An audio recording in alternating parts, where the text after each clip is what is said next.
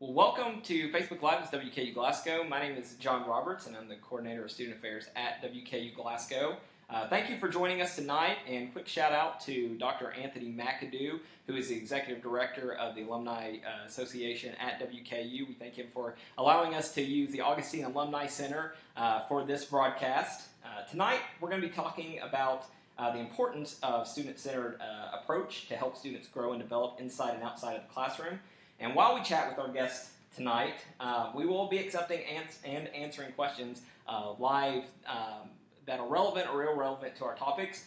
So please engage with us, ask questions, comment, but also like our broadcast and also share our broadcast on your own personal Facebook pages. So we're going to have our guests introduce themselves, and Dr. Clayton will Hi, I'm Dr. Crystal Clayton. I am an Associate Pedagogical Professor with the Department of Psychology. And I am Dr. Simon Funge. I'm an Assistant Professor of Social Work. Great. Well, thank you all for being with us tonight and Thanks for having us. Having this conversation. So we'll jump right into this. So we'll start with being student-centered. That's something that I think, and you all probably will agree with me, you hear that a lot through higher education and colleges and universities, and everybody talks about being student-centered, and sometimes, what does that actually mean? And so we'll start with you, Dr. Funge. What does it mean to you to be student-centered, and how do you apply this in your classroom? So I think for me, being student-centered is really about recognizing the kind of the lived experience that students bring into the classroom. As a social work professor, many of my students are coming into the program with their own experiences that are relevant to social work practice, and so I, as much as possible in the classroom, at least when I'm teaching, I like to incorporate some of their experiences into my teaching, to sort of tap into those experiences, because I think that helps make real some of the content that we're talking about in the class, and connecting it to their life experience, and then making the connection to their eventual practice experience. So at least in terms of teaching, that's the way I might think about being more student-centered. Sure. Dr. Clayton? I agree, and also in terms of classroom management and size, I think a great thing that the Glasgow campus offers is the student-to-teacher ratio is so low. So I actually have the opportunity to know my students' names. Yeah. I know where their kids go to school. I know that they bring their lunch, at a certain time every day. And it's a really interesting way where I can actually build somewhat of a really good professional relationship with my students. Right. And I think you miss that often on campuses that are all about large auditoriums where you have hundreds of students. That makes it very difficult to be student-centered. And how do you bring in that real-world experience with your students if you can't call them by name, if you don't know who they are and where they come from? Right. So, yeah. Absolutely. Well, and speaking of one of our students, Kelsey Burnett, one of our students, she says hi. Hi, Kelsey. So, hi, Kelsey. Thanks for joining us tonight. And so being able to know students at that level, so how do you think that for them makes them more successful in a class? I think it works the same way as it does in employment, with your family, in any relationship. If you call my name, I feel automatically accountable that I need to know my material, I'm engaged with you, it shows that you have enough motivation to pay attention to me. So this way of, just letting your students know that you understand who they are and you want to be a part of who they are. Because the classroom experience is about making you a better person. Right. Giving you an education that you can't get just by sitting on your couch. We try to take you out of your bubble. Right. I can't do that if my students don't have a good rapport with me, if they don't trust that I care about who they are and what they want to become. Right. Absolutely. Yeah, and I would agree with Dr. Clayton. I think that one of the advantages, to tie it specifically to the WKU Glasgow campus, is that, for some students coming to, for instance, the Bowling Green campus, much larger campus, is very intimidating for them. And I think that coming to a smaller campus, us knowing them, knowing their personal story, knowing their names, I just kind of want to reiterate and reinforce what Dr. Clayton is saying, and I think that the Glasgow campus really kind of offers that possibility for those students who may not be as comfortable going to a larger campus. And so, what kind of experiences? So, we're talking a little bit more about, we've been talking about inside the classroom. Let's gear off into outside of the classroom. What kind of experiences can students expect outside of the classroom, specifically in the programs that you all teach? And we'll start with Dr. Clayton. Okay, right now I'm teaching a psychology and law course. It's wrapping up. And part of that course is taking my students on field trips. So one field trip they happen to enjoy is I take them into the Barron County Detention Center. And we have a really great relationship with the Barron County Detention Center. So much so that they actually bring inmates into the tour and they have a conversation with my students about what life was like to lead them to this particular choice that got them in this situation and the rehabilitation programs that they have to offer. So I try to do my best to say, okay, you can only learn so much within these walls, but it's very different when you get to interact with people who are doing the jobs that you might want to do, who you have stereotypes about, and you realize, oh my gosh, I was completely wrong. So that's one way that I try. And I mean, you're doing a study away, right? You're planning one for LA? Yeah, taking a group of social work students to Los Angeles in May of 2018. So I'm really excited about doing that for 2 weeks. That's gonna be fun. Yes, I mean, so what we're doing is we're taking what we're learning in the classroom and we are visiting innovative social services along with some of the touristy kind of things. In part to reinforce again, I'm using that word again, but to good psychology word.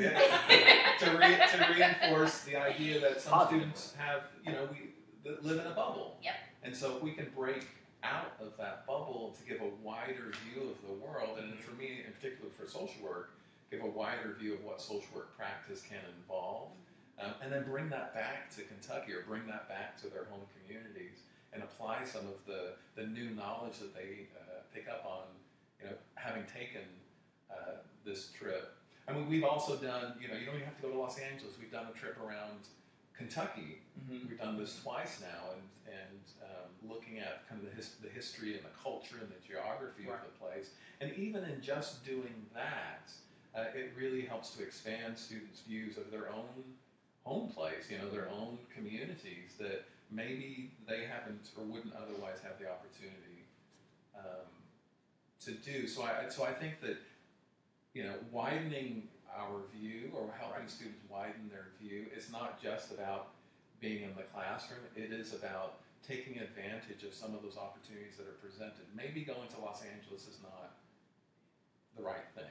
But if there's something going on campus as a guest speaker on campus, go check out and listen to that guest speaker. Or if there's an opportunity to take a class with Dr. Clayton and go to the jail, the jail, and open up your perspective through that route. I mean, I think that's one of the things I try to encourage students as much as possible. And I realize that students have lots of other responsibilities and obligations, and sometimes are working quite a bit. But wherever they can find their way to something that's outside of the classroom that's related to their education, I'm a strong supporter of students taking advantage of those opportunities. Right, and so talking about it, so you've already led one or a part of one study away, which was the Kentucky experience. What was the reaction of students from that experience? So I think in part of it was, some of these students had been there to some of these places, like up to Frankfurt, for instance, when they were in elementary school. Right.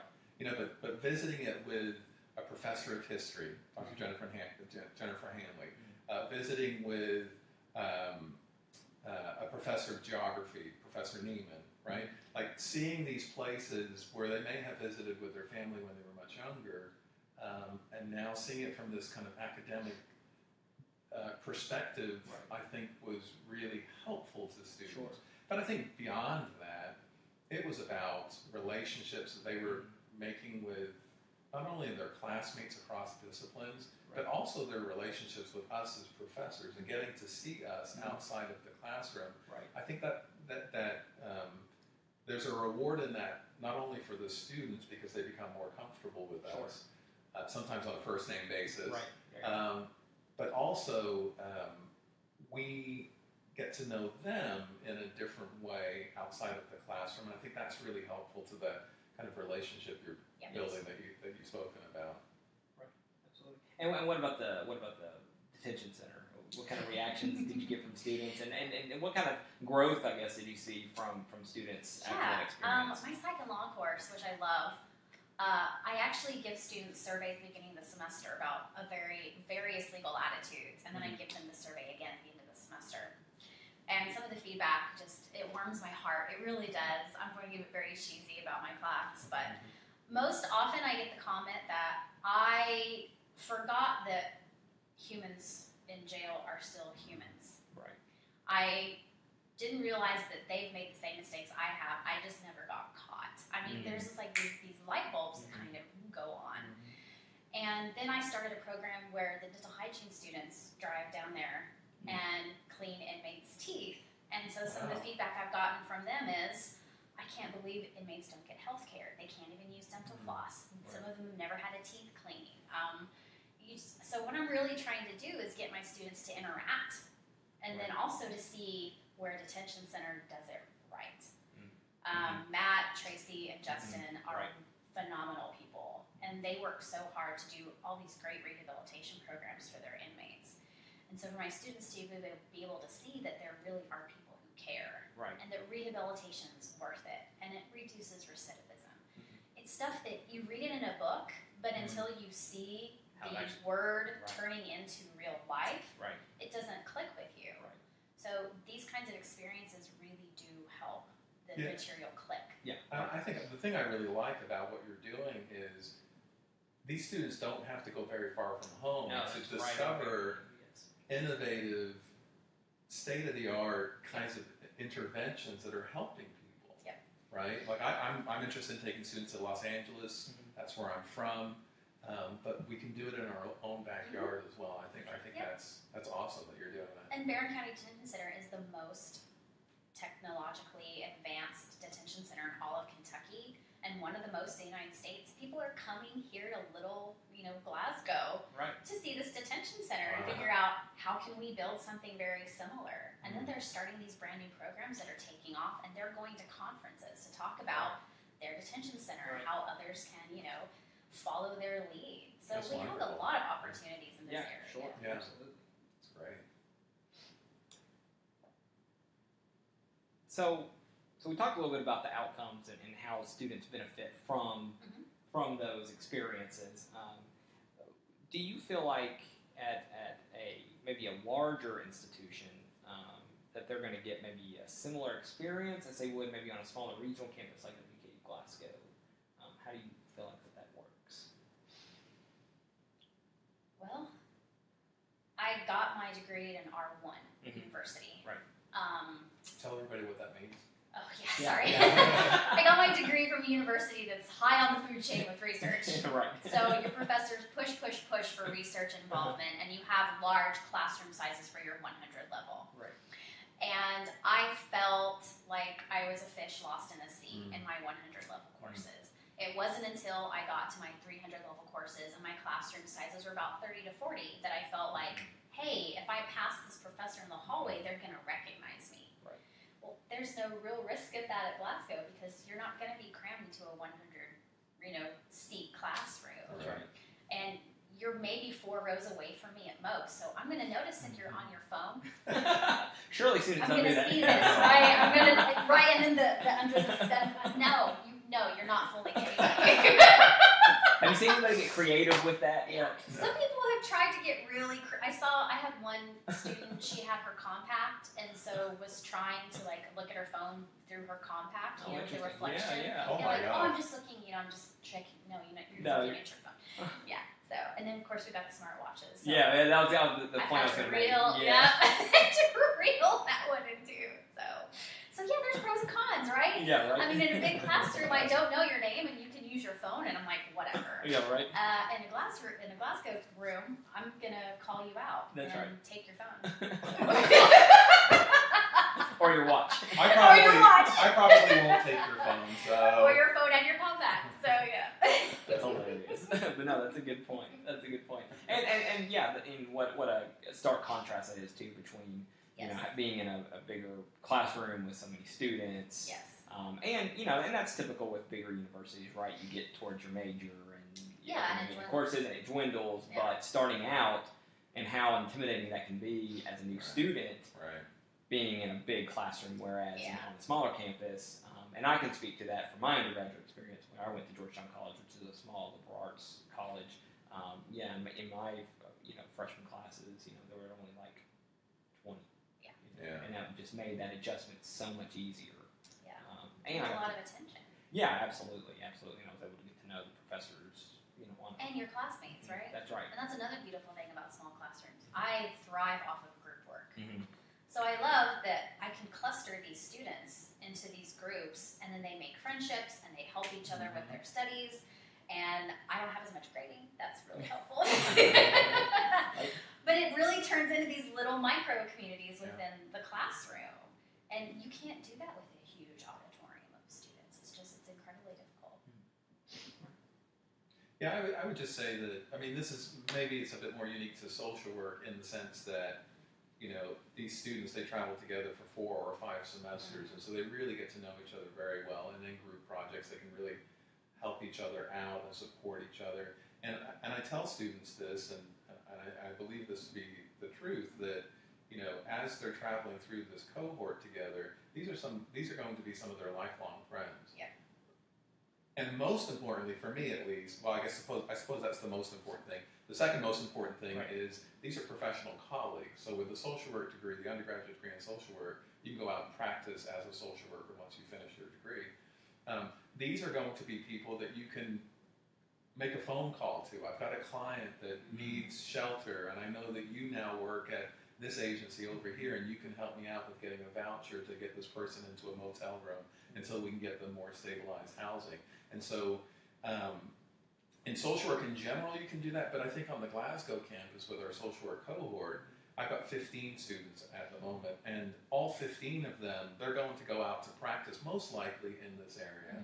And they will have each other to make phone calls to if you've got somebody dealing with hospice or detention or medical issues or palliative care or child protective services, adult protective services, working in the school system. They're going to have a whole network of folks that they're connected to that I think there are some advantages to having been in a smaller cohort of students that really kind of solidifies those relationships, personal and professional.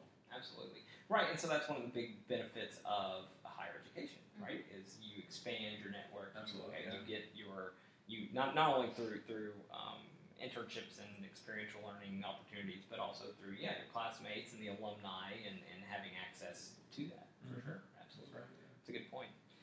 So speaking of experiential learning, that's a good segue. We'll roll right into that. So in what ways are you encouraging experiential learning through your courses? How am I not? Application. Right. So I limit myself for how long I'm going to lecture. And most of my classroom is built around real-world hands-on activities where I have them solve a problem in their little groups. And I also do a lot of documentaries because if I'm going to get my students to think outside of the box, I have to show them things they've never seen before.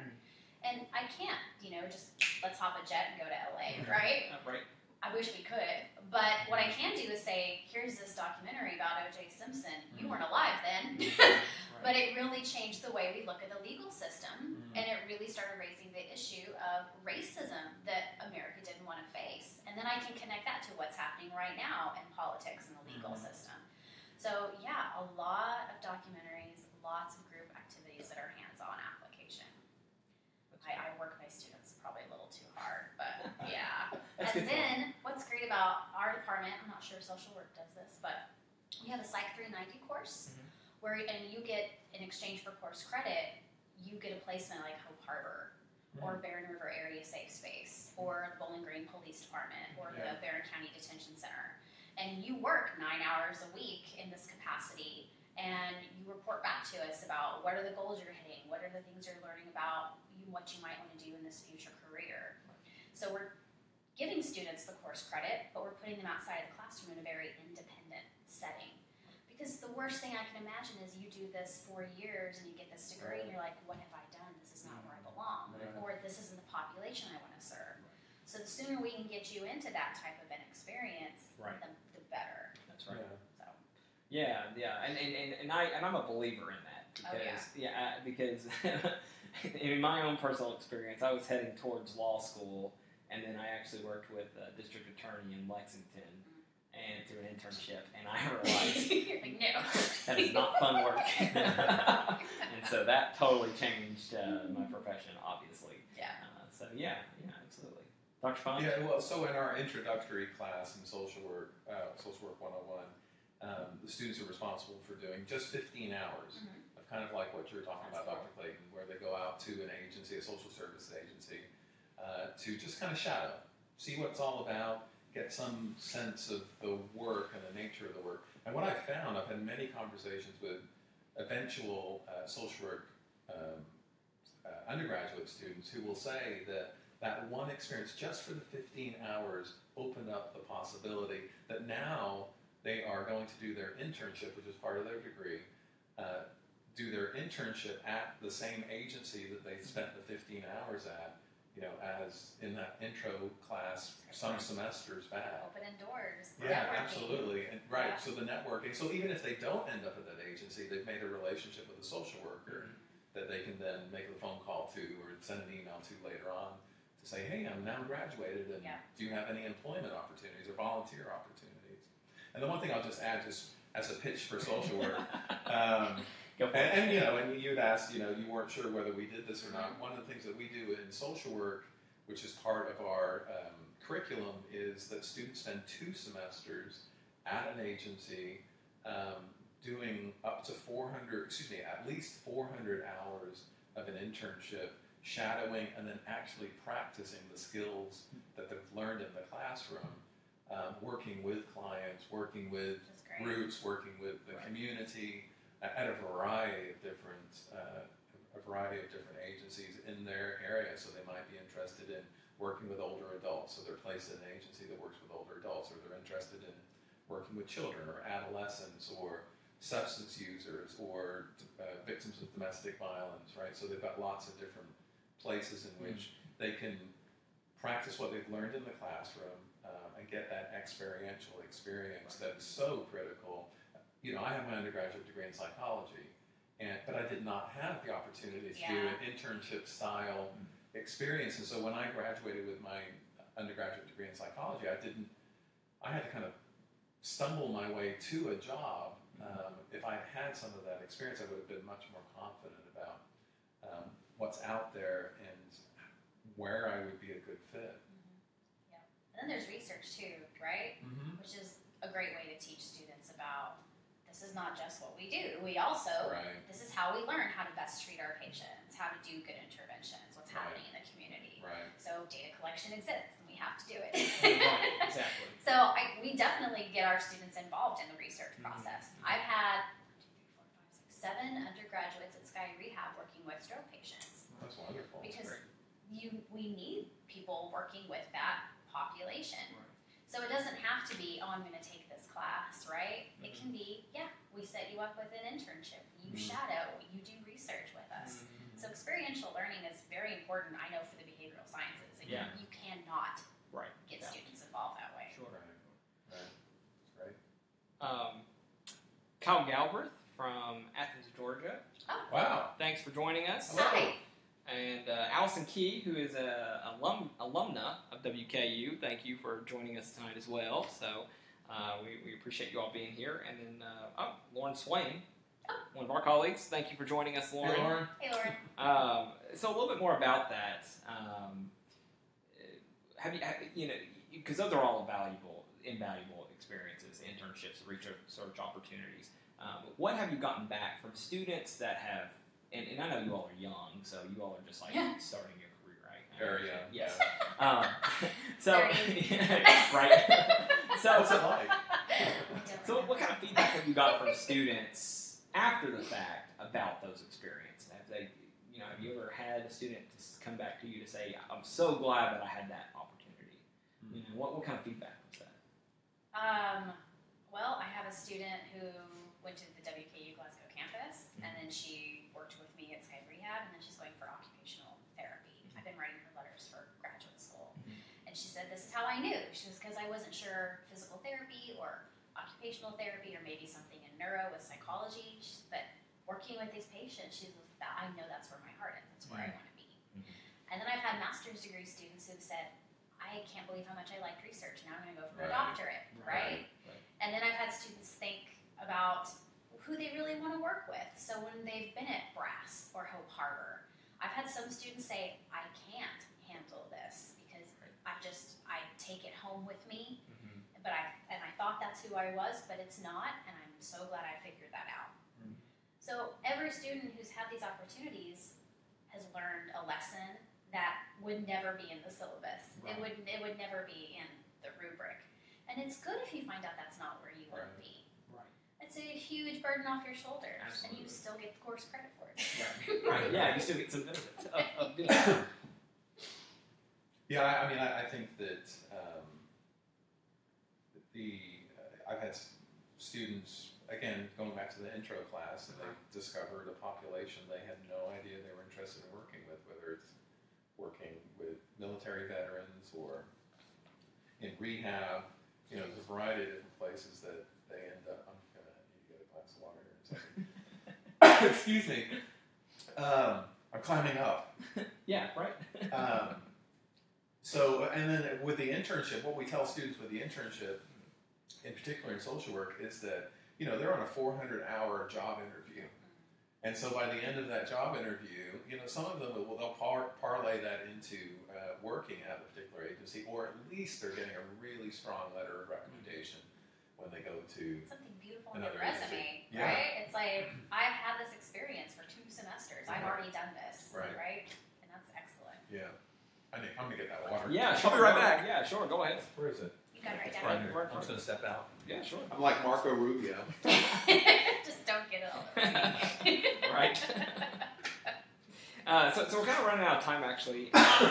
And so we're going to jump ahead to faculty as resources. You know, I think that's an important piece for students, well beyond, well, obviously during their time pursuing a degree, but even beyond that. So they're very impactful people. So what do you see as the main benefit for students as having faculty as mentors?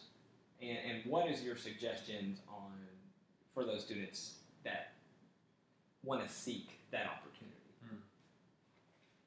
Yeah, I mean, in terms of the last part, seeking that opportunity, I think because we're at the smaller campus, I think that students, because we build that kind of personal relationship with them, I like to believe that students are more comfortable coming to me to ask me questions about career advice.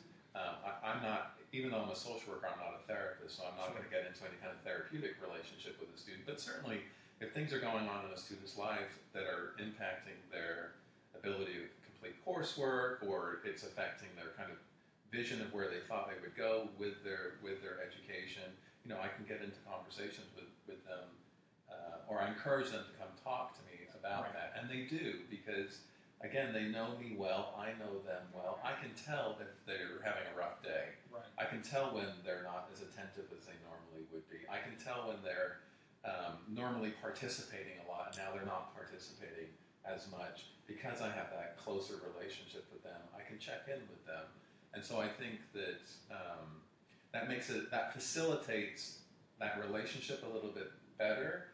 And I think for students who are coming to the Glasgow campus or seeking a smaller campus experience, I would just encourage you as students to, talk to your professors, get to know your professors, because, we're here to support you. Yes. Right? We want you to be successful. Yes.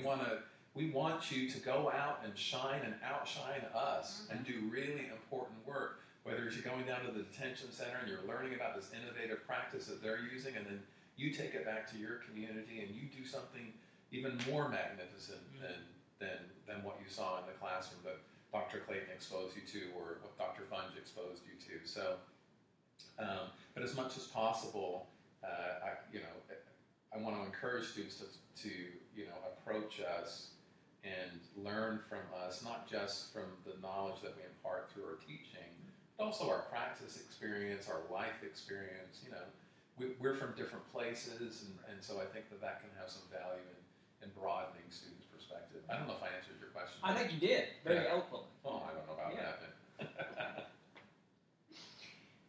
I would say the way I look at it is my students' success is my success. Sure. So if my students are needing a little bit of help, they need me to be flexible, great, communicate with me, and we're going to make it happen. Not to mention, we're a wealth of knowledge about what not to do. Right. I've made so many mistakes, Right. and we often don't talk about where we've screwed up. Sure.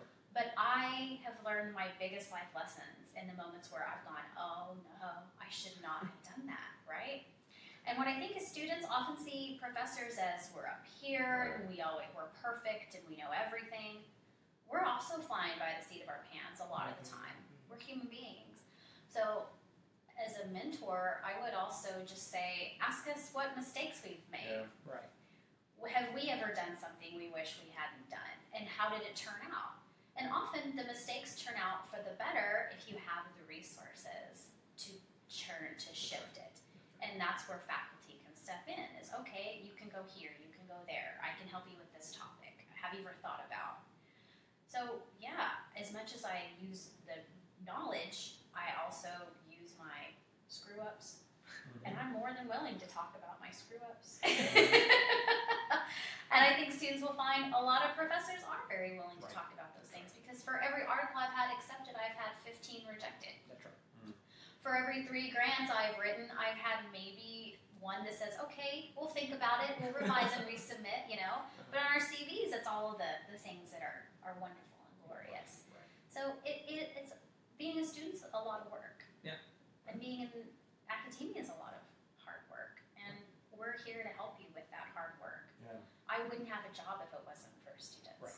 Absolutely. And I wanted to be in school for the rest of my life, which is why I'm a professor, because I love students so much. I want to be one for the rest of my life. So I'm all about mentoring students. Very good. Joshua Blankenship, thank you for joining us tonight, as well as David Penniman. We appreciate you. Hello, joining Joshua us. and David. And then our colleague, Starla Buckley, has joined us tonight, so thank you, Starla, for joining us tonight. We are out of time, but before we leave, finals week is upon us. Oh, yes. So some parting advice Oh. from you all about finals week and what can students do to survive. Breathe. I mean, that really, for me, it's breathe. I would say you probably procrastinated as much as you will ever be able to procrastinate this time, so I can't tell you don't procrastinate. Right. But what I can tell you is, remember those multiple choice exams and you go, I think it's this answer. And then you go back 5 minutes later and you change it and you realize you should have left it there. Mm-hmm. Trust yourselves. Believe in your brains. They know what the answer is. Don't second guess because then it's all over. So that's the best advice I can give you. That's true. I always get myself in that predicament. Yeah. And I'm always wrong. Right? And then I always have remorse. Stuck with your first That's instinct, you would have been fine. So trust your brain; it knows. I promise. That's right. That's Yes. right. That's good advice. Well, Dr. Clayton, Dr. Funch, thank you so much for joining us tonight. You're welcome. Our Facebook Live session will be recorded and saved on WKU Glasgow's Facebook page. Please rewatch the video. Also, please reshare the video. And for anyone that has additional questions, please comment below, and we'll be happy to get back to you with those questions. You can also email us at WKU or at Glasgow at WKU.edu. You can also connect with us on Facebook, Twitter, Instagram, Snapchat, or on our website right there. And if there's a topic that you would like to see us cover at some point in time in the future, feel free to leave that in the comment section below, and we'll be happy to consider that and possibly cover that topic in the future. Until next time, have a good evening, and we will see you later. Happy finals week. See you.